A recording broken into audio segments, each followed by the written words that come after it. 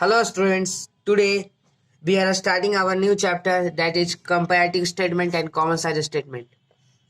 तो comparative statement और common size में सबसे पहले हम लोग डिस्कस करेंगे comparative statement क्या होता है। तो आपको नाम से ही पता देखो लग रहा है comparative statement means कंपेयर करने वाला स्टेटमेंट, मतलब हमको इसमें क्या करना है, कंपेयर करना है। कंपेयर क्या करना है, स्टेटमेंट को कंपेयर करना है। कैसा स्टेटमेंट, फाइनेंशियल स्टेटमेंट। तो चलो इसका डिफिनेशन पढ़ते हैं। कंपैरिजन ऑफ ईच कंपोनेंट और item of financial statement for two और मोर ईयर्स, फॉर टू और मोर अकाउंटिंग पीरियड्स। अब एक बात बताओ, कंपेयर कभी एक पर्सन में तो होगा नहीं, एक पर्सन में तो कभी कंपेयर होगा नहीं, हमेशा एक से ज्यादा पर्सन में होगा कंपेयर। 2% मिनिमम रहना चाहिए और मैक्सिमम तो अनलिमिटेड होगा। तो वही कह रहा है टू और मोर अकाउंटिंग पीरियड में कंपेयर करना है, मतलब हम लोग को क्या दिया हुआ रहेगा, 2 साल का क्या दिया हुआ रहेगा, फाइनेंशियल स्टेटमेंट दिया हुआ रहेगा। उन 2 सालों को फाइनेंशियल स्टेटमेंट को हमको क्या करना है, कंपेयर करना है। तो आगे इसका मैं क्वेश्चन कुछ बताऊंगा कंपैरेटिव स्टेटमेंट का। अब इसके आगे देखते हैं हम लोग कंपैरेटिव बैलेंस शीट। उससे पहले क्वेश्चन के पहले देखते हैं कंपैरेटिव बैलेंस शीट क्या होता है। अब देखो कंपैरेटिव बैलेंस शीट मतलब कंपेयर करने वाला बैलेंस, मतलब हम लोग को क्या करना है, कंपेयर करना है। किसमें, बैलेंस शीट में कंपेयर करना है। ऊपर में क्या था, स्टेटमेंट में कंपेयर करना था। इस बार हम लोग को क्या करना है, बैलेंस शीट में कंपेयर करना है। और कंपेयर करने के लिए 2 या 2 से ज्यादा अकाउंटिंग पीरियड होना चाहिए। वो क्वेश्चन में दिया हुआ रहेगा अकाउंटिंग पीरियड कब कब का है। इसका definition, comparative balance sheet is analysis of balance sheet which is used for comparing asset, हम लोग एसेट कंपेयर करना है, इक्विटी एंड लायबिलिटीज कंपेयर करना है, फॉर 2 और मोर अकाउंटिंग पीरियड मीन्स 2 या 2 से ज्यादा अकाउंटिंग पीरियड वाले बैलेंस शीट को हम लोग को क्या करना है, कंपेयर। वो क्वेश्चन में दिया हुआ रहेगा। तो सबसे पहले हम लोग को समझना है कंपैरेटिव स्टेटमेंट बनता कैसे है। तो सबसे पहले हम इसका फॉर्मेट देखते हैं। तो अब हम लोग बात करते हैं फॉर्मेट का। फॉर्मेट में सबसे पहले हम लोग को देखना है इनकम में सबसे पहले हम लोग को पढ़ना है रेवेन्यू फ्रॉम ऑपरेशन, और सेकंड में अदर इनकम। मीन्स हम लोग को सबसे पहले इनकम लिखना है, उसके बाद हम लोग को उसका टोटल करना है। रेवेन्यू फ्रॉम ऑपरेशन और अदर इनकम क्वेश्चन में आपको दिया हुआ रहेगा। उसके बाद हम लोग उसका टोटल करेंगे। मान लीजिए यहाँ पे दिया हुआ है 20,000, यहाँ पे दिया हुआ है 30,000, तो हम टोटल करेंगे लिख के 60,000। नेक्स्ट है हम लोग का एक्सपेंस डायरेक्ट नहीं दिया हुआ है क्वेश्चन में, डायरेक्ट भी रह सकता है, इनडायरेक्ट भी रह सकता है। एक्सपेंस रहेगा डेप्रिसिएशन, परचेज ऑफ मशीनरी, यही सब एक्सपेंस। तो एक्सपेंस हम लोग यहाँ पे लिखेंगे, उसके बाद उसका टोटल एक्सपेंस कर देंगे। टोटल एक्सपेंस मान लीजिए 50,000, मैंने यहाँ पे एज्यूम किया है 50,000। उसके बाद है प्रॉफिट बिफोर टैक्स। यहाँ पे हम लोगों ने टैक्स के किसी की बात नहीं किया है, तो हम लोग यहाँ पे क्या करेंगे, प्रॉफिट बिफोर टैक्स में total revenue minus total expense, तो आ जाएगा हमारा टैक्स, प्रॉफिट बिफोर टैक्स। जो मैंने मान लिया है 60,000 मैंने टोटल रेवेन्यू माना था और 50,000 मैंने टोटल एक्सपेंस माना था, तो प्रॉफिट बिफोर टैक्स कितना आ गया, 30,000। अब बात है टैक्स का। देखिए टैक्स दिया हुआ रहेगा तो ठीक है, ये पूरा फॉर्मेट बनेगा। अगर टैक्स नहीं दिया हुआ रहेगा तो प्रॉफिट तक ही बनेगा, मीन्स यहीं तक, प्रॉफिट बिफोर टैक्स तक, उसके बाद नहीं। टैक्स दिया हुआ रहेगा तो हमें लेस करना होगा टैक्स को। टैक्स मान लीजिए 10%, 12% या दिया हुआ रहेगा टैक्स का वैल्यू ही, तो उसको हमें माइनस करना होगा। किससे भी, प्रॉफिट बिफोर टैक्स से माइनस करना होगा। नेक्स्ट है profit after tax. Profit after tax क्या होता है, प्रॉफिट टैक्स पेड करने के बाद कौन क्या प्रॉफिट हुआ उसे कहते हैं प्रॉफिट आफ्टर टैक्स। तो प्रॉफिट आफ्टर टैक्स में क्या क्या हो जाएगा, प्रॉफिट बिफोर टैक्स से अगर हम लेस करेंगे टैक्स को, मीन्स प्रॉफिट बिफोर टैक्स में से लेस करेंगे टैक्स को, तो आ जाएगा प्रॉफिट आफ्टर टैक्स। मीन्स इससे इसमें हम लोग सब्सट्रैक्ट करेंगे तो प्रॉफिट आफ्टर टैक्स आ जाएगा। तो ये था पार्टिकुलर्स का, ये जो लिखा हुआ है रेवेन्यू फ्रॉम ऑपरेशन, एक्सपेंसेस, ये सबको मैंने थोड़ा बताया। अब नेक्स्ट है, इधर हम लोग आते हैं करंट ईयर और प्रीवियस ईयर दिया रहेगा क्वेश्चन में, जैसे 31 मार्च 2019, 31 मार्च 2020, ये दिया हुआ रहेगा क्वेश्चन में। हम लोग को आगे क्या निकालना है, एब्सोल्यूट। एब्सोल्यूट क्या होता है, current year minus previous year, means y minus x. हम लोगों ने यहाँ करेंट ईयर को y माना है और प्रीवियस ईयर को x माना है, तो current year minus previous year, और इसी को हम लोग कहते हैं एब्सोल्यूट। मीन्स हम लोग यहाँ पे मान लीजिए 80,000 दिया हुआ है, यहाँ पे 90,000, तो हम आ जाएगा एब्सोल्यूट कितना 10,000। ये बस एक एजम्पशन है। इसके बाद मैं कुछ क्वेश्चन कराऊंगा इसके तुरंत अभी। अब है परसेंटेज चेंज। परसेंटेज चेंज क्या होता है? d is equal to C by X. X यहाँ पे क्या होता है स्टूडेंट्स? प्रीवियस ईयर, मैंने पहले बता दिया था।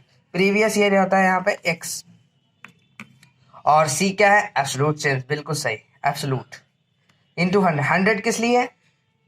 परसेंटेज के लिए, और डी हम लोगों ने माना था परसेंटेज चेंज के लिए। तो मान लीजिए यहाँ पे 10,000 आया एब्सोल्यूट, और एक्स दिया हुआ, मान लीजिए कुछ भी दिया हुआ है, एक्स वाई जेड जो भी दिया हुआ है, इंटू 100 करेंगे तो हम लोग आ जाएगा परसेंटेज चेंज। तो ये था बेसिकली फॉर्मेट किसका? कंपैरेटिव स्टेटमेंट का। तो अब हम लोग कुछ करते हैं इसका क्वेश्चन। कंपैरेटिव स्टेटमेंट का मैं भी कुछ क्वेश्चन कराने वाला हूँ तुरंत। चलिए अब हम लोग क्वेश्चन बनाते हैं। सबसे पहले हम क्वेश्चन पढ़ते हैं। देखिए पार्टिकुलर्स, पार्टिकुलर्स में क्या क्या दिया हुआ है? Revenue from operation, note number में कुछ नहीं होता। Revenue from operation, expenses, other income. देखिए एक्सपेंसेस यहाँ पे डायरेक्ट दिया हुआ है 10,50,000 और 2020 का, और 2019 का 6 लाख।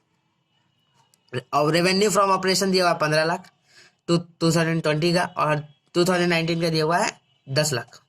अदर इनकम भी दिया हुआ है 1,80,000 और 2020 में, और 2019 में दिया हुआ है 2 लाख। तो चलिए अब हम लोग इसका सॉल्यूशन देखते हैं। आपको याद होगा फॉर्मेट में हम लोग क्या पढ़े थे? सबसे पहले हम लोग को इनकम सबसे पहले लिखना है। तो इनकम क्या है? Revenue from operation. सबसे पहले ऑपरेशन पूरा लिखिएगा, मैंने यहाँ पे शॉर्ट में लिखा है, ऑपरेशन पूरा लिखिएगा जरूर फर्स्ट में। देखिए क्या, पहले हम लोग टेबल बनाते हैं 31 मार्च 2019 का। पहले प्रीवियस ईयर, फिर करेंट ईयर, फिर एब्सोल्यूट, फिर percentage. Previous, current, absolute, percentage. Previous year क्या है? 2019 का 10 लाख, मैंने 10 लाख लिखा। 2020 का 5 लाख, 5 लाख, 15 लाख, 15 लाख मैंने लिखा। एब्सोल्यूट निकाला। एब्सोल्यूट क्या होता है? वाई एक्स हम लोगों ने माना था। मीन्स क्या हो जाएगा? एक्स माइनस बाई, इसको एब्सोल्यूट। तो एक्स कितना है? 15 लाख, बाई कितना है? 10 लाख, 5 लाख आ गया।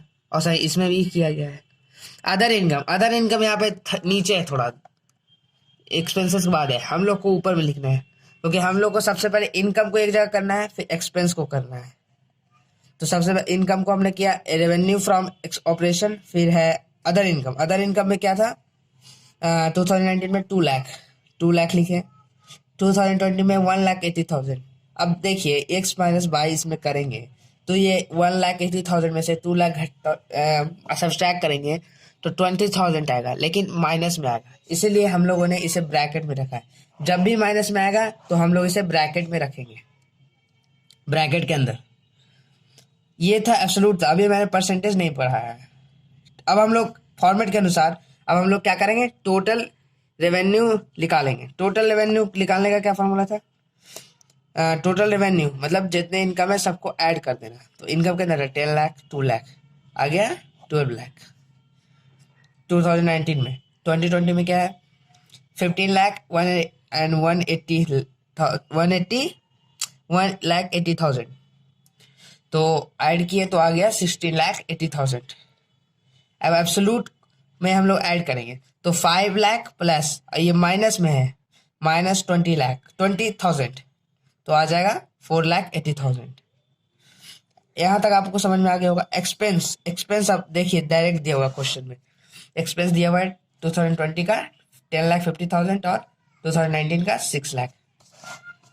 तो 2019 का हम लोग लिखे 6 लाख और 2020 का 10,50,000। अब हम लोग एब्सोल्यूट निकालेंगे, एक्स माइनस वाई, वही concept, X minus Y means 4,50,000 आ गया इसका एब्सोल्यूट। अब हम लोग देखिए प्रॉफिट बिफोर टैक्स, आपको याद होगा प्रॉफिट बिफोर टैक्स दिया हुआ था किसमें? फॉर्मेट में। इसमें कंपैरेटिव स्टेटमेंट का फॉर्मेट में। प्रॉफिट बिफोर टैक्स में क्या करते हैं? Total revenue minus total expense. तो इसमें सिर्फ एक्सपेंस दिया हुआ है, मतलब इसी से माइनस होगा। समझ में आ गया? तो टोटल रेवेन्यू 12 लाख है, एक्सपेंस करेंगे माइनस तो 6 लाख। टोटल एक्सपेंस, ये टोटल एक्सपेंस होगा भले क्वेश्चन में एक्सपेंस दिया हुआ है लेकिन टोटल एक्सपेंस है, क्योंकि और एक्सपेंस दिया हुआ ही नहीं है। तो 12 लाख माइनस 6 लाख तो आ गया कितना 6 लाख। और नेक्स्ट है कितना 31 माइनस 20 का दिया हुआ है 1,80,000 और आ गया है 10,50,000। तो इसको माइनस करेंगे तो कितना आ गया 6,30,000। अब हम लोग देखते हैं एब्सोल्यूट का। अब हम लोग बात करते हैं एब्सोल्यूट का। तो हम लोगों ने टोटल प्रॉफिट बिफोर टैक्स का एब्सोल्यूट कैसे निकाला, और सही टोटल रेवेन्यू से टोटल एक्सपेंस को घटाया है। तो आगे हमारा टोटल एब्सोल्यूट कितना 30,000 का। अब हम लोग परसेंटेज देखते हैं। तो परसेंटेज में क्या होगा, D is equal to C by क्या था प्रीवियस ईयर का बाई इंटू 100। मीन्स हम लोग को एब्सोल्यूट बाई प्रीवियस ईयर मतलब 10 लाख इंटू 100 करना है, मतलब 5 लाख बाई 10 लाख इंटू 100 तो आ जाएगा हमारा 50,000। इसी तरह से हम लोग परसेंटेज निकालते हैं। तो उम्मीद है आपको ये क्वेश्चन समझ में आ गया होगा। मैं डिस्क्रिप्शन में एक लिंक दे रहा हूँ, वहाँ पे मैंने कुछ क्वेश्चन डाला है कंपैरेटिव स्टेटमेंट का, वहाँ पर से जाके आप वो क्वेश्चन को बना के इस वीडियो के कमेंट पे बताइए कि उसका आंसर कितना आया है। तब तक के लिए stay tuned with C classes, देखते रहिए। हम लोग आगे नेक्स्ट वीडियो में डालेंगे कॉमन साइज स्टेटमेंट का और कंपैरेटिव का बैलेंस शीट वाला क्वेश्चन। तो तब तक के लिए stay tuned with C classes.